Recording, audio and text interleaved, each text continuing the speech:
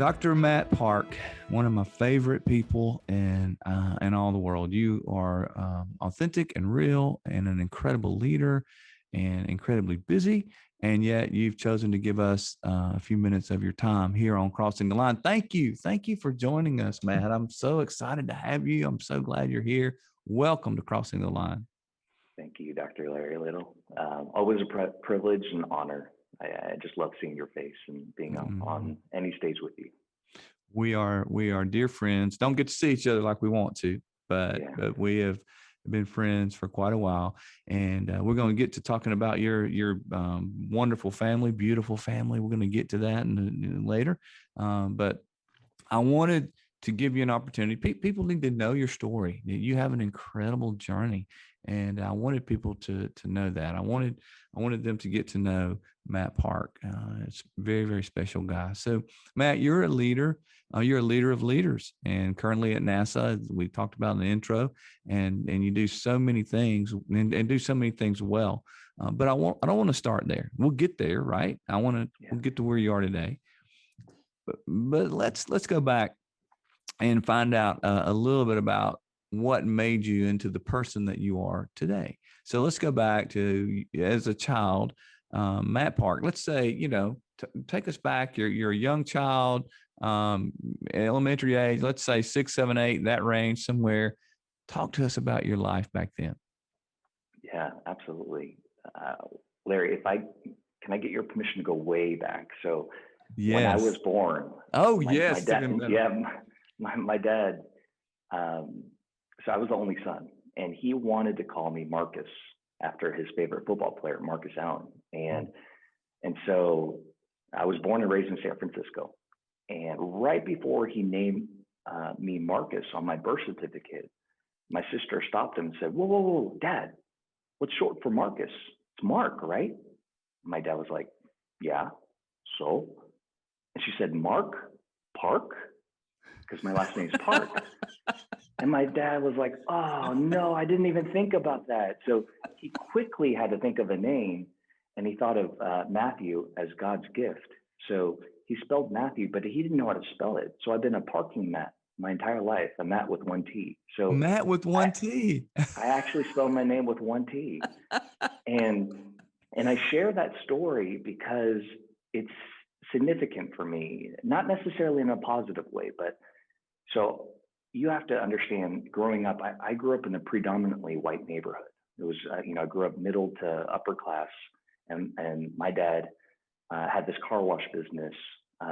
Actually, my dad had the car wash, and my father-in-law has a car wash right now. But I grew up in a predominantly white neighborhood, and growing up, all I wanted to do was fit in. So I was the one that stood out. I was the Asian kid. And I hated that about myself. Like, I didn't want to stand out. And my name, in fact, felt like a mistake to me growing up. I remember growing up in elementary school, middle school, I've always spelled my name with 2 T's. Because, really? Larry, that's how you spell it, right? That's the proper way. That's the correct way of how you spell Matt or Matthew. So every document that you see in school paperwork and everything, I spelled my name with 2 T's on purpose, because I didn't want to stand out. I already felt like I did. So, I remember growing up, I had a really hard time accepting myself as I was, how I looked, my upbringing, my culture, my family.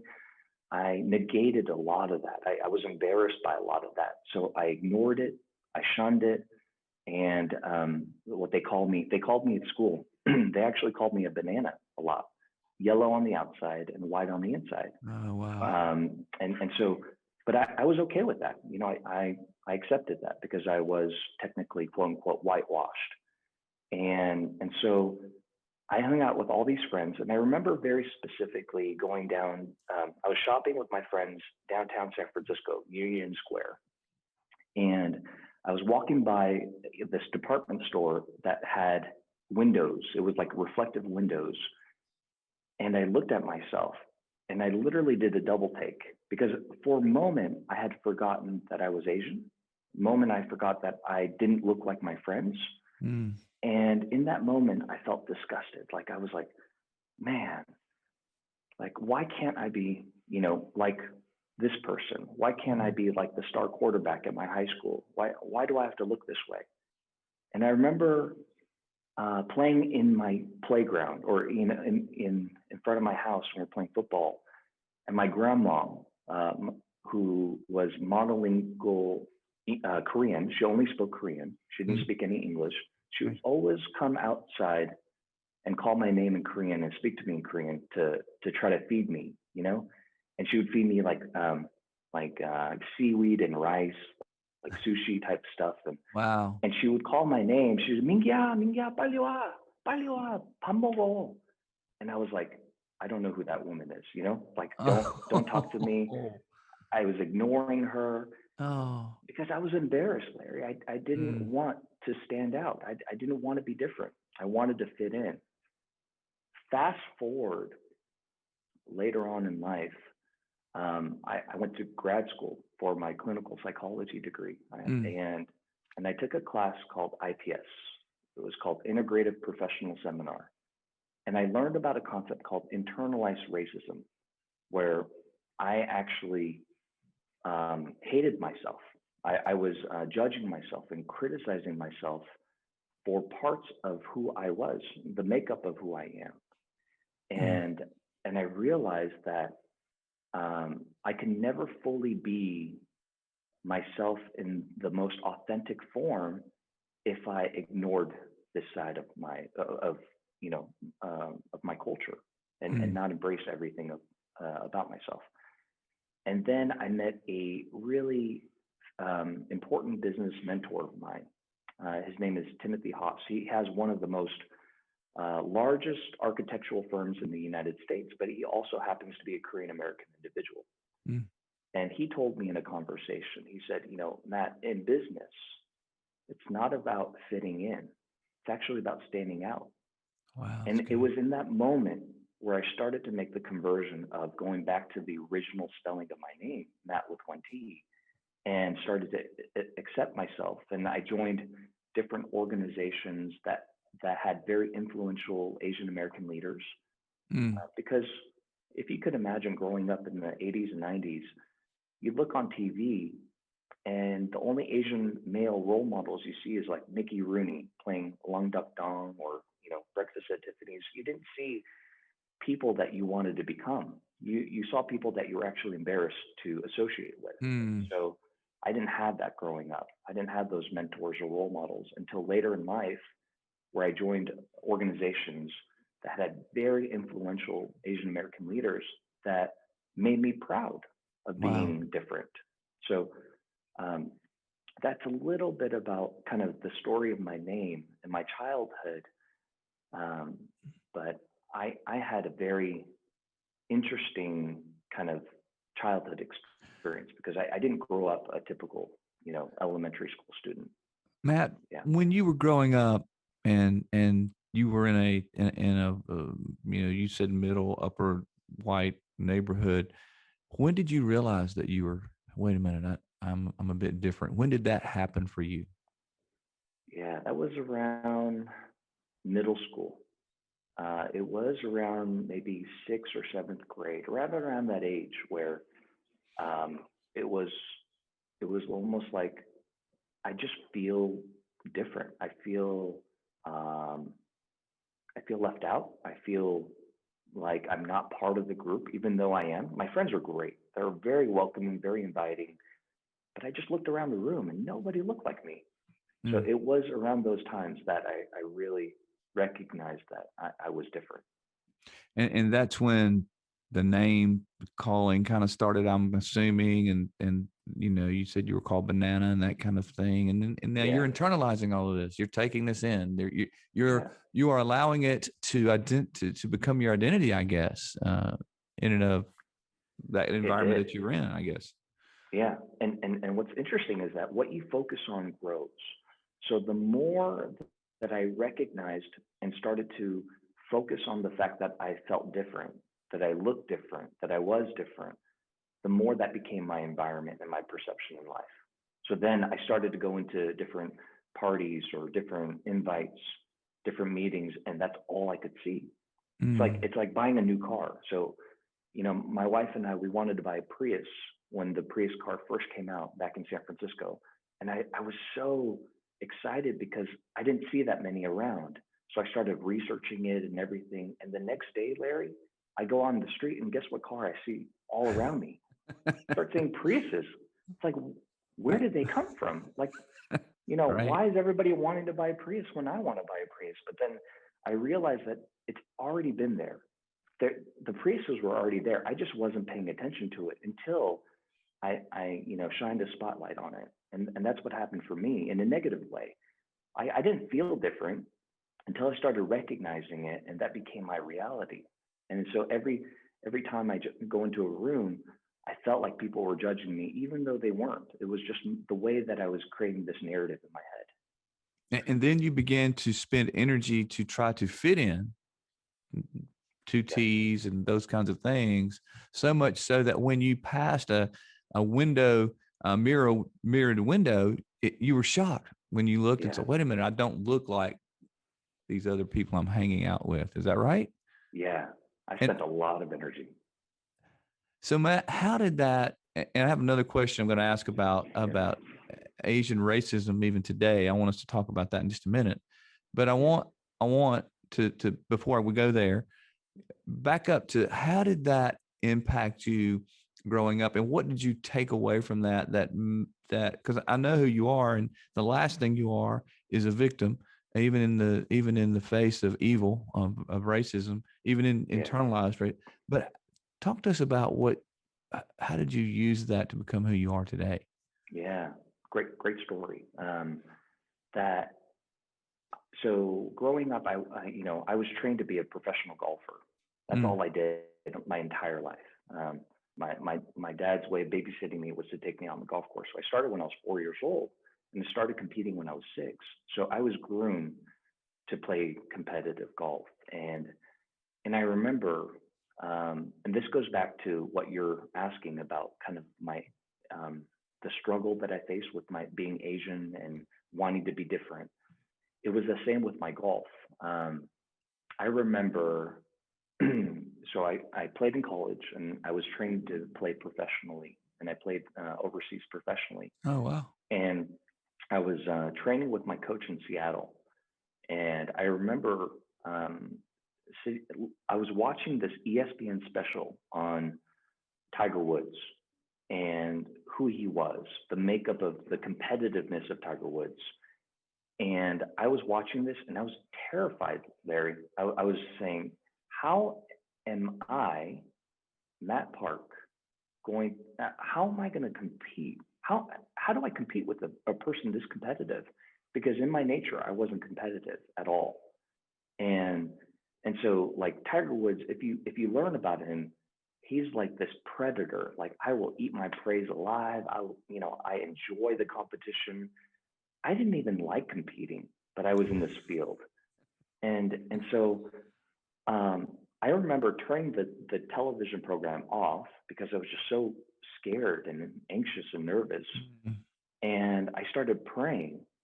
I said, God, if you really want me to do this, change me to be more like Tiger. Change my character. Change who I am so that I can be more fierce and competitive and go out there, for your name's sake. Let me do this for you. So change me, please. And in that moment, I heard a whisper. Like, I literally just felt the calming presence of God. And God whispered in my ear. He said, Matthew, why would I change you if I made you so perfectly?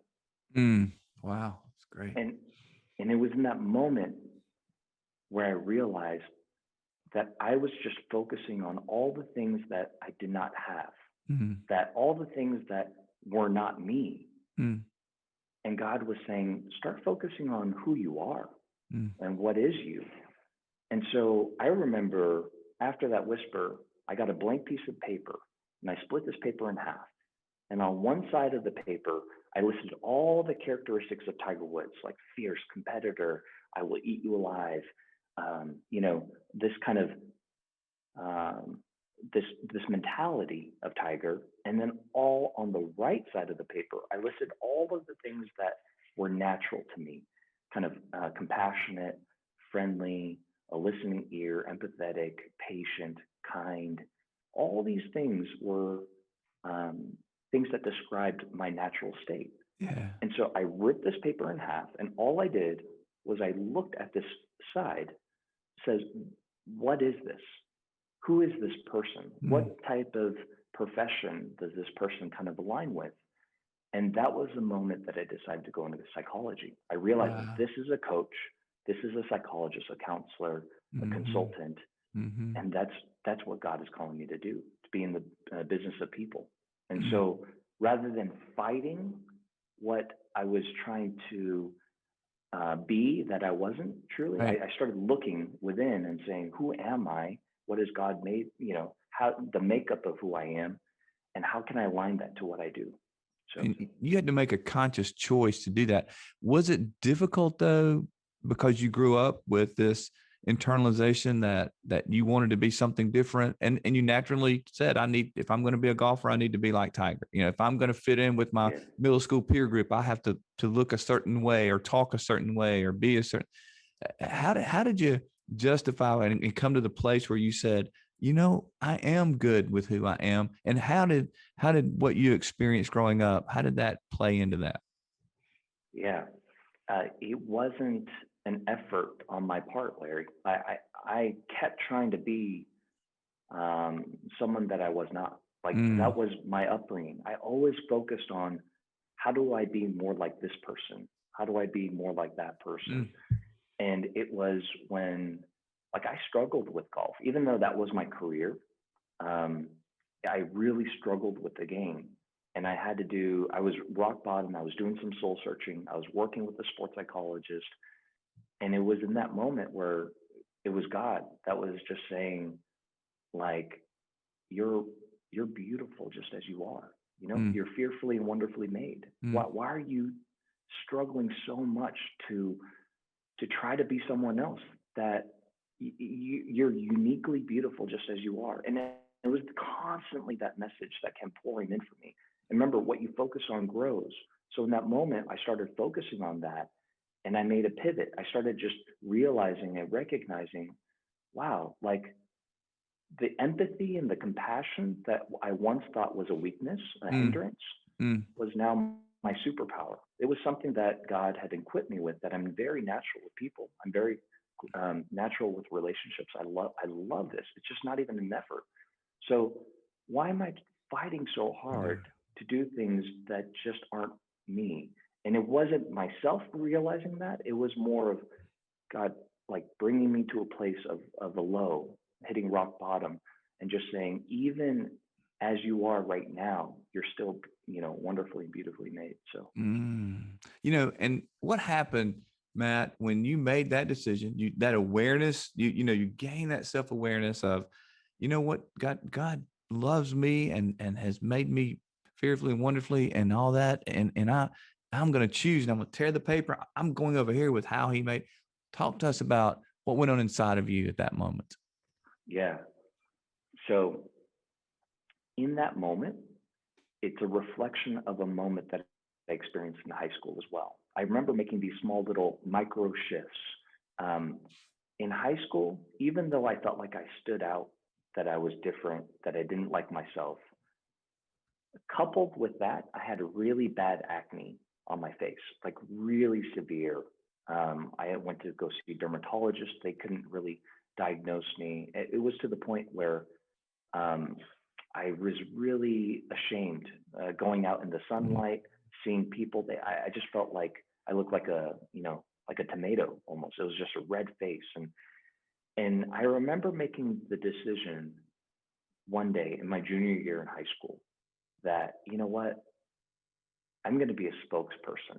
Like, regardless of how I feel about myself, I'm just going to accept it and be a spokesperson for people with acne. Like, I'm going to wow. put myself out there. I'm not going to hide in the dark and cover up. I'm just going to go in. And I realized in that moment that confidence is an action. Confidence is a behavioral trait that I had to practice and become. So it wasn't fake it till you make it. For me, it was be it till you see it. It's like you had to do it.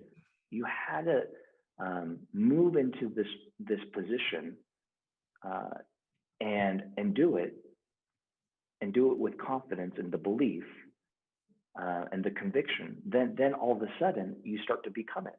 And so I became the spokesperson for people with acne. And I remember my junior year, I got as shy and under the radar as I was in my freshman, sophomore year in high school, because of these limiting beliefs that I had about myself.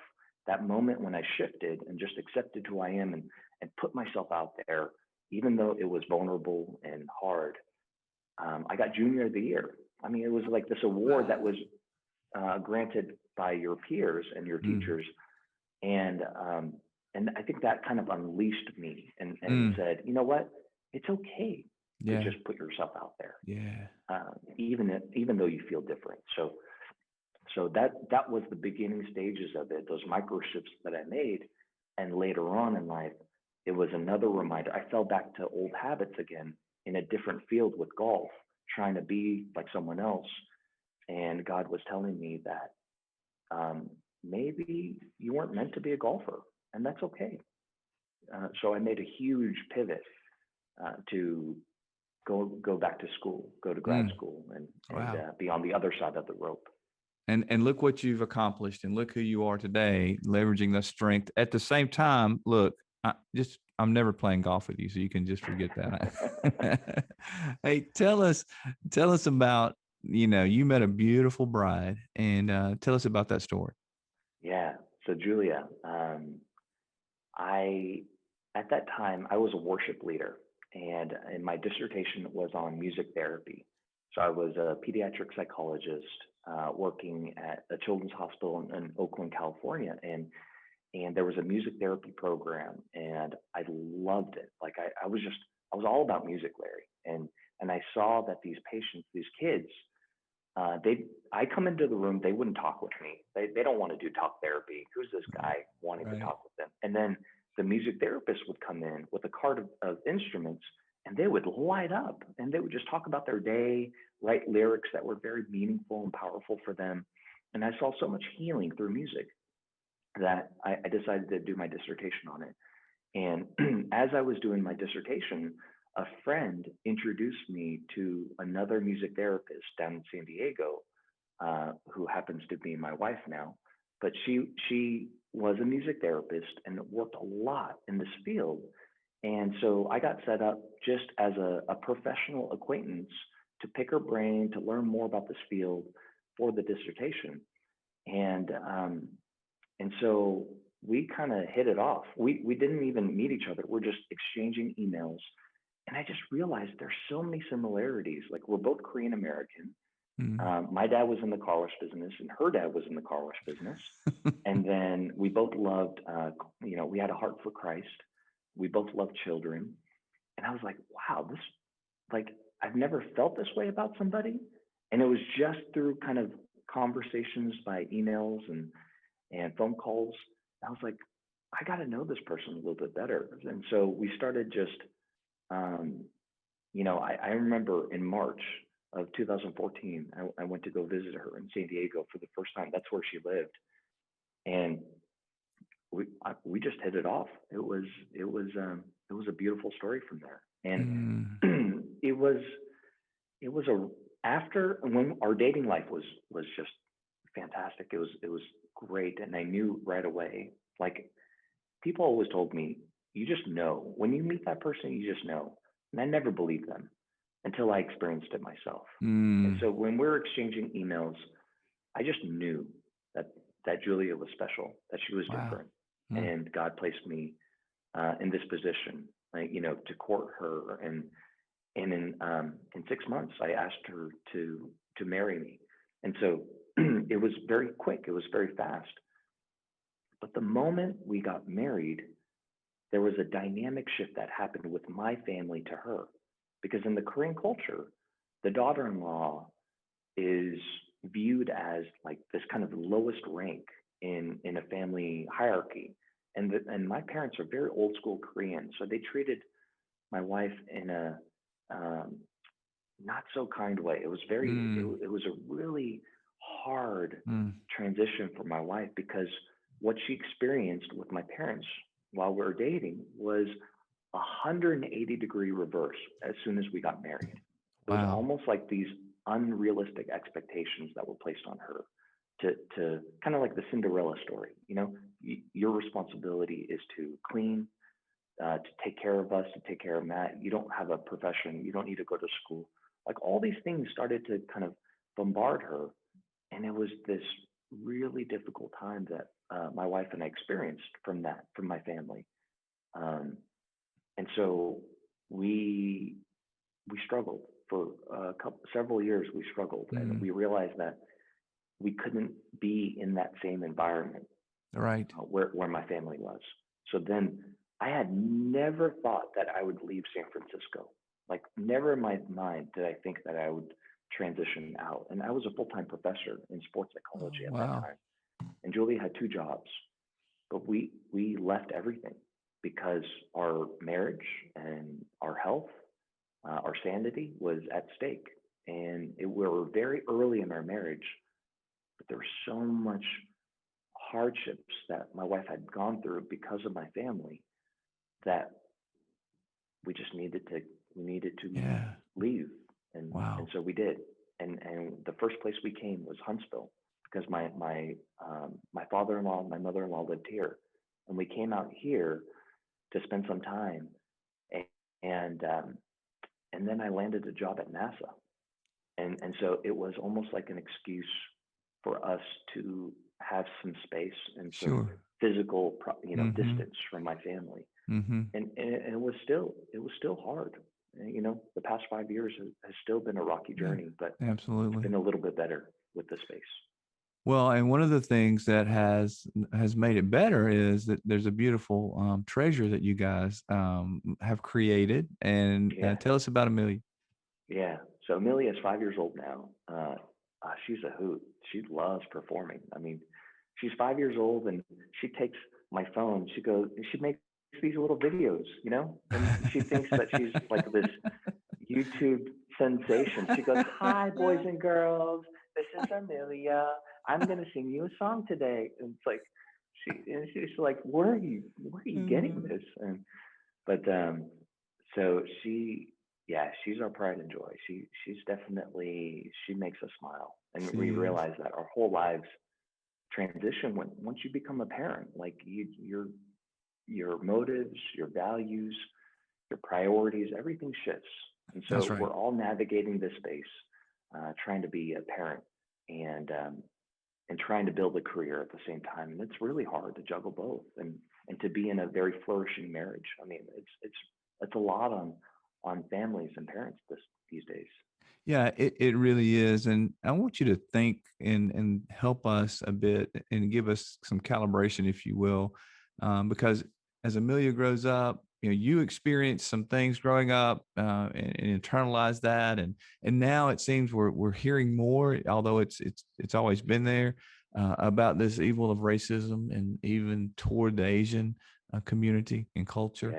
Yeah. Give us a thought around where are we? Are we making any improvements, or do we have obviously do we still have a long way to go? Or help us, Matt. What do you see right now about this growing or continuing prejudice against the Asian culture?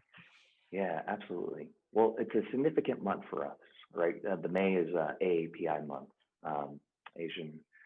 So we're you've seen several different things. Right now is a time of tragedy for our people. Um, many people, even my parents, who are in their 80s, they're fearful of going out. I mean, they live in San Francisco, one of the most diverse places. They're Wow. fearful of going out because people are getting randomly attacked for no reason, for just walking the streets, going to church, Wow. going get groceries. Um, my mom was actually mugged at her own house. I mean, we live in What? a very predominantly neighborhood. Yeah, and so now my dad has cameras and everything. Um, it's happening in our backyard. It's happening in our neighborhood. It's actually happening in our own families. Um, so it's a very scary time. But there's a silver lining, I think, that's happening to all this, especially with Black Lives Matter, with racism, police brutality, also the Asian American culture and the Stop Asian Hate movement that's going on. All of these things have happened for many, many years. Like it's just part of the reality that we live with. With the Asian hate crimes that are happening right now, I mean, it's spiked and elevated to a level that we've never seen before in our time. Um, with the Black Lives Matter, I mean that those instances have already been there. But what's happening in our own community, in the Asian American culture, is people are rallying against this and coming together Good. with support and unity, Mm. and we're raising awareness, attention, and we're raising money for families who are victimized from these crimes. So there is people who are coming together because of these, hate crimes, but at the same time, they're still happening. And what's surprising is they're happening in these major cities that you wouldn't think. Yeah. Like I live in the South, and you would think that it would, skyrocket and happen here just with our generalizations of what we think, Right. but it's not. It's happening in West Coast, East Coast, big major cities, metropolitan areas, and it's a scary time, and it also forces us to focus on the things that matter most, to really protect our loved ones. You never know what's going to happen the next day. I mean, That's right. I've heard that growing up all the time, but really, like with my parents, I've never feared for their safety as much as I do today. Mm. I'm scared. I really am. I mean, it happened to my mom, not to the extent that it's happening to other families, thank God, but it's happening, and it could happen to anyone at any time. So it's we're not progressing. It's not getting any better, Mm. but there is more awareness and spotlight on it for sure. Well, we have to keep raising the flag. We have to keep shining the spotlight Yeah, on that evil, and continue to do everything we can. I love the fact that you said people are coming together, they're organizing, they're bringing help. It's a tragedy, and we've got to continue to call it out for what it is, and continue not to tolerate that type of thought process and behavior. I'm so sorry about your mom, and I'm so sorry that happened. And the truth is, unless you grew up as you did, and as an Asian child, and then a young man, we don't understand it. In a white culture, if you're white, we can empathize, but we don't know what that feels like. What we can do is help you to stand against it. We can stand and call out what we see, whether it's in the Black community, the Asian community. Regardless, racism is an evil, and we have to keep beating that drum. And so thank you for helping us to do that. And hopefully Amelia's generation will be better. Hopefully by the time she grows up and becomes a beautiful adult, we'll make a bit of progress, but we got a lot of work to do. absolutely. We've got a lot Yeah, of work to do. So yeah, Matt, I could talk with you all day. Unfortunately, our time is running out, but you have become a leader of leaders at NASA. What a very well respected leader of leaders that you are. I hear people talk, and they hear you in conferences, and they have conversations with you, and you are so looked up to and respected. I want to pick your brain for just a minute. There are a sure. lot of people um, who are trying to figure this thing out about leadership. These aspiring leaders coming up, or maybe even someone that's just right now, maybe they're in that stagnated place in their life. Help us. What do these aspiring leaders, or maybe people who are even trying to figure out where they want to go, what type of leadership tips can you help us with? What would you say? Some 2 or 3 things that, hey, you need to know this as you prepare to lead others and prepare to lead yourself. Yeah. The first phrase that comes to mind there is get curious, not Mm, furious. A lot of the times I feel like our emotions manage us rather than us managing our emotions. And when we are faced with a situation, I mean, there's chaos that happens all around us. In that moment, we're often, when we are emotional, we haven't worked through our own stuff. We're quick to project, right? Kind of lash out or jump to conclusions. And I think in that moment, it's really important for leaders to pause and to check in, and not only to what they're feeling, but to get curious about the situation. To, Stephen Covey said it best, and one of his principles of the, 7 highly effective habits: seek first to understand, Mm. then to be understood. And it's this whole concept of seeking first to understand. That's the first thing you do. You get curious rather than trying to prove your stance, try to prove yourself, trying to prove how right you are, or your emotions, rather than jumping to conclusions and getting upset and furious at the other person for their mistake or for whatever happened. You just explore it. Mm. What happened? Let's talk about it. That's good. And I feel like you get so much more leeway and momentum dealing with people when you can learn to get curious rather than jumping to getting furious. So that's number one. That's so good. The other thing that comes to mind is things are more caught than they're taught. So as leaders, we may preach, norms and values, and we may tell people, go to people's offices and say, it's really important to do these things. But people are watching you. As leaders, everybody's watching. You're always on stage. And 55% of all communication is done non-verbally, right? Mm. So I do this little thing in workshops that I do. I said, okay, everybody put an okay sign, just like this. Put an okay sign just like this up in the air. Go ahead and do it, Larry. So go ahead and do an okay sign. All right, now, I got put it up. on your chin. Okay. All right, put it on your chin. Okay, so what did I say? I said, put it on your chin. Chin, and I put it right on my for those of you listening, I put it on my cheek and not my chin. And he said, put it on your chin, but he demonstrated and showed me, because we're videoing this as well as a podcast for audio. So I'm watching him, and he put it on his cheek, and I followed him, and I put it on my cheek. Brilliant. Oh, that's so brilliant. Yeah. So things are more caught than taught. So as leaders, it's important for us to model the behaviors. Gandhi said it best, right? Be the change you wish to see in the world. So you got to model the behaviors in order for people to follow suit. That's so great. You can't preach it. You got to model it. So things are more caught than taught. Oh my goodness. You are a brilliant one, Matt. You are amazingly brilliant. I can't tell you. Listen, for those of you listening, I hope you understand the value that you've been afforded today. Matt Park is an incredible leader. Thank you so much for sharing your wisdom with us. These truths, your story, the truth that you shared about racism, your vulnerability, to tell us how that even affected you and your family, and you have certainly enriched us by sharing your story today, and you've helped us.